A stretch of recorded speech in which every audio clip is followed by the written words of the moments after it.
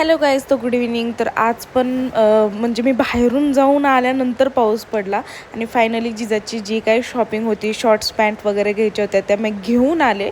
आणि मग तिथून आल्यानंतर खूप जोराचा पाऊस पडायला लागला आणि त्यात वारं पण खूप सुटलं होतं, त्यामुळे तो खूपच असं जोराचा वाटत होता.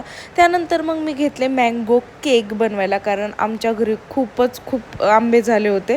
मग ते रोजच आंबरस खाऊन खाऊन पण कंटाळा आला होता. रोजच हे म्हणजे आता आंबे खायचा पण कंटाळा आला, एवढे आंबे आणले होते.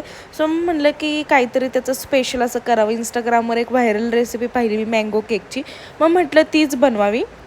आणि खूप सोप्या पद्धतीने मी ही रेसिपी बनवली आहे, जी आपल्या घरी सामान अवेलेबल असेल त्यापासूनच बनवलेली आहे.